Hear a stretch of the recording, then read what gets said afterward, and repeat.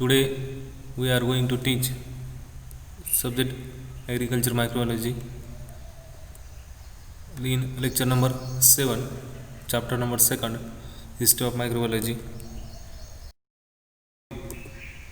The scientific explanation regarding germ theory of diseases. First one is spoilage or sorrowing wine and beer due to some harmful organism. He called it as disease. Sorrowing wine and beer,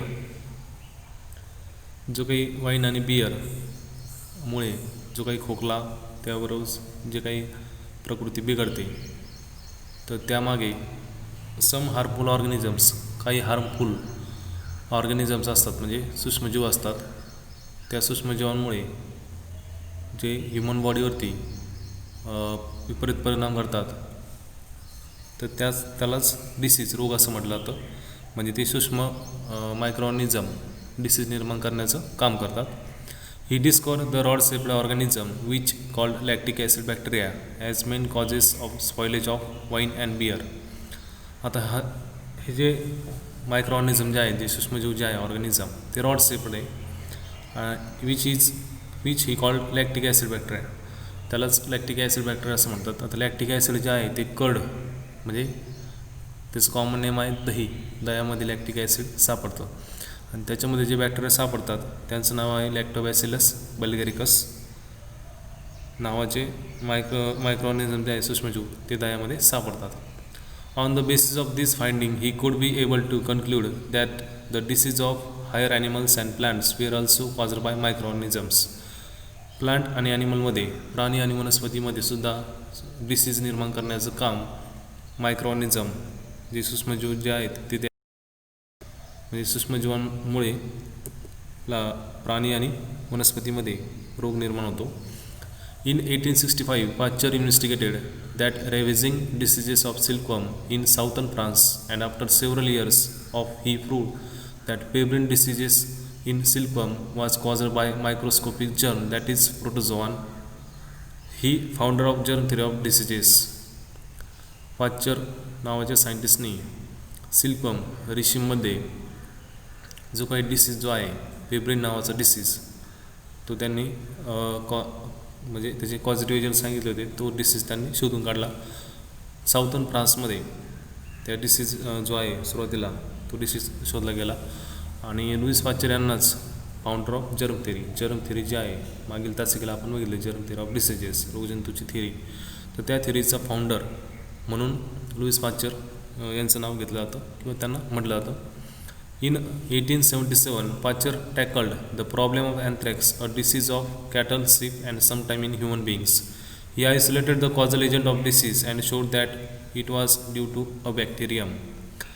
1877 साली, in 1877, 1877 साली anthrax disease जो आहे तो सुद्धा त्यांनी शोधून काढला. Anthrax disease प्रामुख्याने कॅटल, गायीमध्ये, सीप, मेंढीमध्ये, आणि त्याचबरोबर समटाईम, काही वेळेस ह्युमनमध्ये, मानवी बॉडीवरती तो दिसून येतो.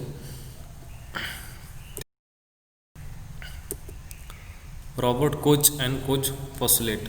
रॉबर्ट कोच नावाच्या शास्त्रज्ञांनी 1843 ते 1910 या कालखंडामध्ये या शास्त्रज्ञांनी काही पॉच्युलेट्स जे आहेत, rules,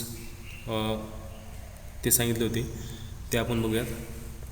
Robert Koch, a German physician, while studying the anthrax disease of cattle, discovered the typical rod-shaped bacilli which squarish in the blood of cattle that died of anthrax. He isolated the bacterium in pure culture and identified the organisms as Bacillus anthracis. तर जो anthrax disease जो आहे त्याच्यामध्ये जो कॉझल agent आहे, जो micro ऑर्गॅनिझममुळे anthrax disease पसरतो, तर त्या अँथ्रॅक्स डिसीजचं, त्या पॉझिटिव्ह एजंटचं नाव होतं बॅसिलस अँथ्रेसिस. आणि हा जो बॅसिलस अँथ्रेसिस जो पॉझिटिव्ह एजंट होता, कॉझल ऑर्गॅनिझम, तो रॉड शेप्ड होता आणि तो जास्त प्रमाणात कॅटल ऑफ ब्लडच्या कॅटलच्या रक्तामध्ये तो प्रामुख्याने दिसून येतो. Then Robert Koch formulated the 4 basic rules of bacteriology which are known as Koch postulate. Specific first one is specific organism is associated with specific diseases. जो काही स्पेसिफिक ऑर्गॅनिझम जो आहे ठराविक सूक्ष्मजीव तो ठराविक डिसीजेस स्प्रेड करतो म्हणजे त्याच्यामध्ये तो सापडतो. The organism should B isolated from deceased tissue and B grown in pure culture laboratory. आता हा जो डिसीज जो आहे एखादा रोग निर्माण झाला तर त्या रोगामध्ये एखादा कॉझल ऑर्गॅनिझम किंवा कॉझल मायक्रो ऑर्गॅनिझम त्या ठिकाणी असतो.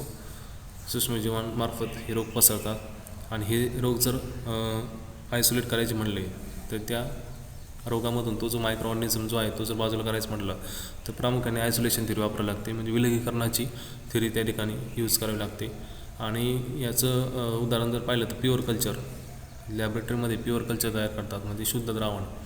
Pure culture means a culture containing only one species of an organism called as pure culture. त्या कल्चरमध्ये त्या मायक्रो ऑर्गॅनिझमची त्या कल्चरमध्ये एकच स्पीसीज असते त्याला काय म्हटलं तर pure culture. Next one is pure culture of organism should be produced a disease in susceptible animal after inoculation of pure culture. Inoculation केल्यानंतर विलगीकरणाची प्रोसेस केल्यानंतर त्या डिसीजमध्ये असणारा जो कॉझल ऑर्गॅनिझम जो आहे पॉझिटिव्ह एजंट तो त्या ठिकाणी फाउंड होतो. Then from experimentally infected animal diseased animal one should be re-isolate or recover the same kind of organism which one had used for pure culture inoculation of healthy animals. आता deceased animals जो आहे Robert Koch यांनी काही experiment केले आणि त्या एक्सपेरिमेंटमधून त्यांना असं दिसून आलं की डिसीज्ड ॲनिमल्स जो आहे तो जास्त प्रमाणात तो जो डिसीज आहे तो पसरण्याचं काम त्या ठिकाणी करतो. Then Koch postulate through have contributed significantly to the development of basic principles of microbiology, but if not possible or practically applicable in some causes like leprosy, bacterium, viruses, etc.